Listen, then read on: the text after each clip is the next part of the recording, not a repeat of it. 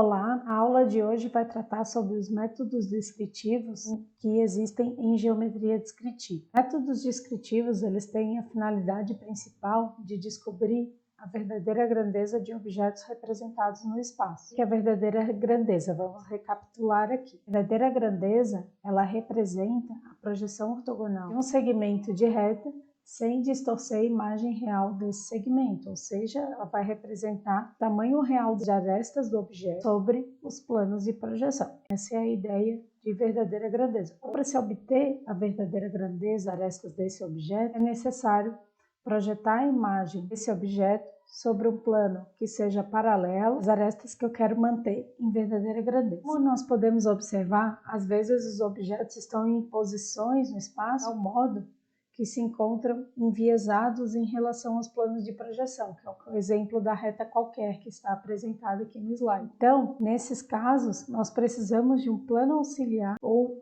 adotar algumas estratégias aplicadas a esses objetos para que eles possam ser representados com o seu tamanho real, ou seja, com o seu tamanho de verdadeira grandeza. Estratégias são essas. Existem algumas possíveis soluções para encontrar a verdadeira grandeza. Posicionar o objeto sobre um plano paralelo a esse objeto no espaço, ou eu posso isso mantendo a posição do objeto fixa no espaço original. Então, eu posso posicionar esse objeto fixo no espaço sobre um plano paralelo, né? Eu vou aplicar um plano paralelo a esse objeto, e esse objeto não vai sair do lugar. Ou eu posso posicionar um objeto no espaço sobre um plano paralelo. Eu não vou mudar o objeto de lugar, mas eu vou fazer um plano passar por esse objeto. Seria um plano paralelo, mas que ao mesmo tempo os pontos do objeto fossem coincidentes, com as arestas que eu quero representar em verdadeira grandeza. Depois, o que eu vou fazer com esse plano que contém os pontos que eu quero representar em vez? Eu vou rotacionar em torno de um eixo que faz intersecção com um dos planos de projeção, que é chamado de charneiro. Ou ainda, eu posso movimentar o objeto, rotacionar esse objeto em torno de um eixo. Esses procedimentos que eu acabei de descrever para vocês anteriormente correspondem aqui métodos descritivos. Método de mudança de planos, método de rebatimento e o método de rotações, respectivamente. Na aula de hoje, nós vamos trabalhar o método de mudança de planos. Como que funciona a mudança de planos? Nós consideramos a figura objeto de estudo fixa e movimenta-se um dos planos de projeção do espaço com o objetivo de encontrar novas projeções ortogonais do objeto, ou seja, nós vamos gerar um novo sistema movimentando um dos planos de projeção no espaço. Nesse novo sistema, é importante destacar que as novas projeções do objeto, elas vão se manter ortogonais. Então, eu tenho aqui um exemplo de mudança de planos vertical. Como que funciona a mudança de planos vertical? Eu vou movimentar o plano vertical de projeção, por isso que sua nova posição recebeu o nome de P4. É importante destacar que eu sempre vou nomear a movimentação do plano vertical com índices pares e a movimentação do plano horizontal com índices ímpares. Então, no caso, aqui o plano vertical na sua nova posição, na posição do novo sistema, recebe o nome de P4. Observem que, olhando para a figura 1, corresponde à representação do primeiro diedro do sistema P1, P2, a representação original. Ao movimentar o P2, é com que ele vire P4, o que vai acontecer com as cotas do ponto A? Eu mantenho o ponto A no seu lugar original, no mesmo lugar que ele se encontra no espaço do sistema P1, P2. Porém, o que acontece com a cota? A cota está projetada na imagem A4, inserida no plano P4, como vocês podem observar na figura. Então, nesse caso, nós observamos que a cota não se alterou. O que foi alterado? Foi alterado o afastamento, porque ao movimentar o plano P2 e botar ele na posição P4, o que aconteceu? A projeção A1, ela apresentou uma distância diferente em relação à sua distância original A1. Tá? Então, vamos chamar de A1', essa nova distância, tá? Que seria essa daqui. Seria essa distância. A A1', como nós podemos observar na figura, é diferente de A1. O que vocês podem observar no novo sistema? Se eu mudei a distância da projeção A1, ela foi alterada, o sentido também pode ser alterado. Como que o sentido vai ser alterado? Vai depender do lado que for considerado como o primeiro diedro do novo sistema. Se eu visualizo esse lado aqui, o lado direito do sistema π1, π4, como o primeiro diedro, então o que vai acontecer com o valor de A1? A1 vai ter o seu valor negativo, porque essa medida aqui, A1, ela está para trás da linha de terra. Se considerar o lado direito do sistema π1, π4, do primeiro diedro. Se eu considerar esse lado aqui, o lado esquerdo, como o primeiro diedro, o que vai acontecer? A1 está no lado oposto de A4. A4 mantém a direção, o sentido e o módulo no novo sistema, porque a imagem projetada de A2, ela está ainda sobre A4. Então, essa medida aqui, ela possui o mesmo módulo, direção e sentido dessa medida aqui. Então, o que vai acontecer? Se A1 está no lado positivo e A4 está no lado positivo, na hora de compor a épura vai ficar de modo que A1 vai ficar do lado da nova linha de terra, essa linha de terra vermelha aqui, π1, π4, e A4 vai ficar do lado oposto. Já se eu considero o lado direito, minha figura 1 do sistema 1 π4 da minha figura 1, o que vai acontecer? Eu vou ter que o sentido da projeção A1 vai ser alterado em relação ao sistema anterior, portanto ele vai pertencer ao segundo diedro, vai ser negativo, enquanto que a cota A4 vai ser positiva. Lembrando que esses sentidos eles estão estabelecidos para o ponto A no sistema π1, π2.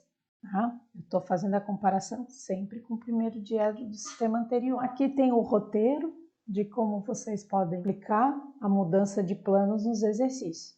Bastante atenção, direção e sentido da projeção é fixa, no caso é o A4, na mudança de planos vertical, e bastante atenção à escolha do primeiro diedro no novo sistema. Como nós mencionamos anteriormente, se eu escolher o lado direito do sistema π1, π4 da minha figura 1, por exemplo, eu vou ter que a minha projeção, meu afastamento, ele vai ser negativo. Portanto, na hora de montar a épura, eu vou ter que montar no mesmo semiplano de A4. Já se eu escolher o lado esquerdo do meu sistema π1, π4 como positivo, como o primeiro diedro, então a minha projeção A1 ela vai ter que estar no lado oposto a A4. É importante destacar também esse último item aqui da apresentação.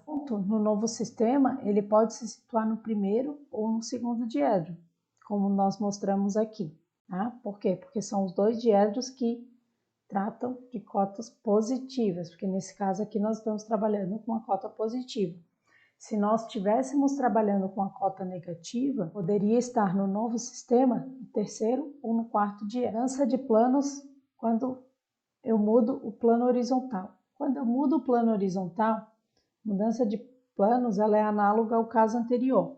O que vai acontecer? Ao movimentar meu plano π1, eu vou nomear ele na sua nova posição com índices ímpares, no caso π3. Depois que eu nomeio o meu plano na sua nova posição, o que vai acontecer com a medida de afastamento? A medida de afastamento ela já estava projetada sobre plano π1, né? Ao movimentar ele e levar para a posição π3, o afastamento vai junto, ou seja, a medida de afastamento ela se mantém seu módulo, direção e sentido. O que acontece com a cota? O ponto B não sai do lugar.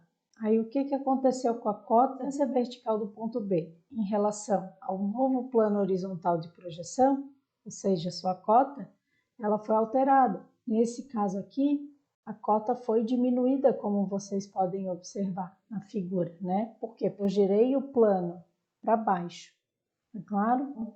Aqui eu vou ter minha nova linha de terra. Agora é importante verificar qual foi seu módulo, a direção e o sentido da cota B. Para a gente poder fazer essa identificação, a gente tem que escolher qual lado que nós vamos considerar como o primeiro diedro do meu ponto B. Aqui eu estou trabalhando com o primeiro diedro, por quê? Porque o afastamento é positivo.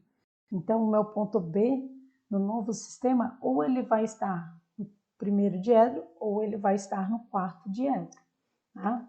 Então, eu tenho que definir qual que é o primeiro diedro para poder verificar qual que vai ser o módulo, a direção e o sentido no meu ponto B. Se eu considero a parte superior da minha figura 3 como o primeiro diedro, né, no novo sistema formado pelos planos π2 e π3, né, π3, π2, vamos considerar assim para manter a ordem horizontal e vertical. Se eu considerar o primeiro diedro como a parte superior do meu sistema π3, π2, eu vou uma cota com que valor? Tá? A cota, nesse caso, ela vai se manter positiva.